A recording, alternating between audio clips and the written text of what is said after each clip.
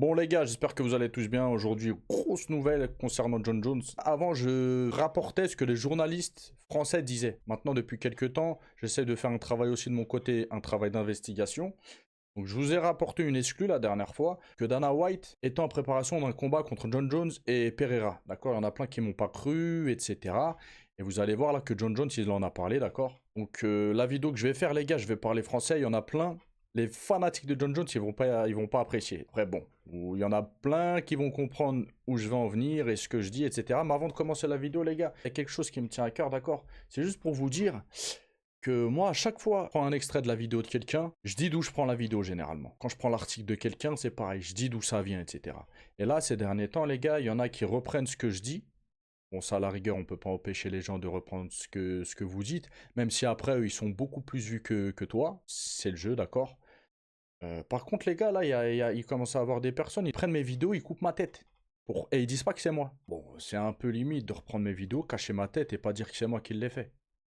Donc les gars, il y a un minimum de, je sais pas, de respect, d'accord? Moi, très souvent, je prends des passages de vidéos, je crédite toujours d'où j'ai pris la vidéo. Si je prends la vidéo d'un tel, je dis, tenez la vidéo, le lien, il est là, allez voir sa chaîne, c'est du bon travail, etc. Ça, c'est le respect. C'est le minimum qu'on puisse faire. Tu prends une partie du boulot de quelqu'un, tu lui attribues le mérite, on va dire. Donc là, oui, il y a des gens, ils commencent à prendre des parties de mes vidéos, ils coupent ma tête, les gars, ils coupent ma tête, ils disent pas que c'est moi. C'est une dinguerie. D'accord? Évitez, les gars, le MMA en France, c'est nouveau. Je pense qu'il y a à manger pour tout le monde. Et c'est pas en faisant les crevards comme ça ou en voulant se tirer la couette que vous allez plus réussir, je pense. Moi, je fais de la pub à un maximum de personnes, même à, entre guillemets, des concurrents. Je partage même vos stages. Je prends pas 1 euro, je fais ça gratuitement sur mon Twitter, etc. Quand vous faites des stages à certaines personnes, je partage. Je partage les stages gratuitement. J'essaye de faire croquer un maximum. Là, il y a certains abonnés, je leur ai fait de la pub gratuitement, etc. J'ai stoppé les gars, parce que je vous mens pas, j'ai reçu trop de DM, trop de messages privés, ça me prenait trop de temps. D'accord? Donc là, il y a plein de messages que j'ai pas ouverts. C'est pas contre vous, les gars, c'est parce qu'il y a beaucoup trop de travail. Vraiment, et je ne m'attendais pas à que j'ai autant de demandes.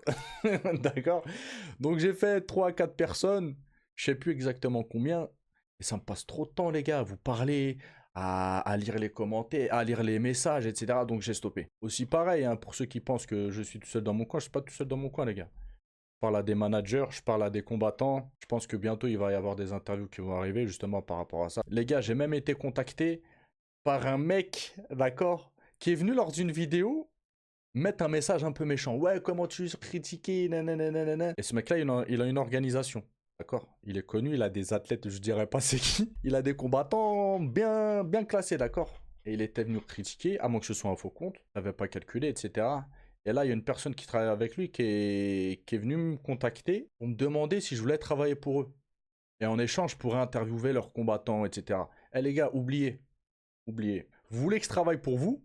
Hein? Vous voyez que ma chaîne, elle fait beaucoup de vues. Les gars, allongez les quichetas. D'accord? Aux autres, vous leur donnez de l'argent. Moi, vous me dites, vous t'interview, tiens, t'interview en récompense des combattants. Il n'y a pas, vous alignez 10 000 euros, les gars. 10 000 euros, 5 000 euros. J'en ai rien à péter. D'accord? Vous voulez que je fasse de la promo à votre organisation, vous alignez les billets. Il n'y aura pas d'interview gratuite de vos combattants. J'en ai rien à péter. D'accord? Et surtout, les gars, surtout, vous savez pourquoi je dis ça? Si c'était encore un promoteur, etc., qui était sympathique, ok, qui était venu me voir, me parler gentiment, etc. Mais ce mec-là, il y a quelques temps, il est venu, il m'a laissé un message, ouais, il m'a pris un peu de haut. Et là, maintenant, tu viens me demander de l'aide, que je fasse de la promo à ton organe éclaté au sol. Mais ma parole, t'alignes un gros chèque ou sinon tu dégages. Voilà, donc voilà. Petite parenthèse fermée, la famille. Faut mettre les points sur l'île parce que bon, trop de gratteurs, ok. Bon, maintenant les gars, il y a un petit peu plus d'une semaine, je vous ai ramené, comme vous pouvez le voir là, je vous ai ramené l'information que Dana White prévoyait un combat entre Jon Jones et Pereira. Il y en a beaucoup qui ont été sceptiques parce qu'ils m'ont dit mais Jon Jones, faut qu'il rallie la ceinture intérimaire face à Aspinall, etc. Et ce qui est compréhensible. Mais moi je vous avais apporté que si l'UFC commence à parler d'un combat potentiel entre Jon Jones et Pereira, c'est pas pour rien. Donc ça fait plus d'une semaine que je vous en ai parlé et là Jon Jones a tweeté par rapport à ça. Et je suis extrêmement déçu de Jon Jones et vous pouvez plus venir dire que c'est le GOAT du MMA. C'est terminé ça. Ok, Jon Jones, il a une énorme carrière. C'est l'un des meilleurs combattants au monde. Et ce n'est pas le GOAT. Il se yège dessus de Aspinall. Je vous ai dit, Aspinall, c'est le meilleur poids lourd au monde. D'accord? Il n'y a personne à l'heure actuelle, je pense, qui peut le tester. Et John Jones, les gars, il en est la preuve. D'accord? Il y en a plein, ils vont pas être d'accord, mais c'est un fait. Pour rappel, il y a encore quelques semaines, John Jones, il se disait prêt à affronter Francis Ngannou. Francis Ngannou, les gars, il est fort. Il a des armes, les gars. Il te touche, il te déconnecte. Donc il était prêt à affronter Francis Ngannou. On l'a vu, quand ils sont croisés, ils font des face-à-face tendus, yeux dans les yeux, etc. John Jones a aussi dit qu'il voulait affronter le GOAT des poids lourds, Jovic. Là aussi, il a pas peur, il est chaud. Maintenant, vous allez voir le tweet, il a dit qu'il est prêt à affronter Alex Pereira. Que les deux ont le même âge, ils viennent de la même catégorie, il est champion de 2 catégories Alex Pereira, etc. Et que s'il gagnait une 3e ceinture, la ceinture des poids lourds serait considérée comme le GOAT.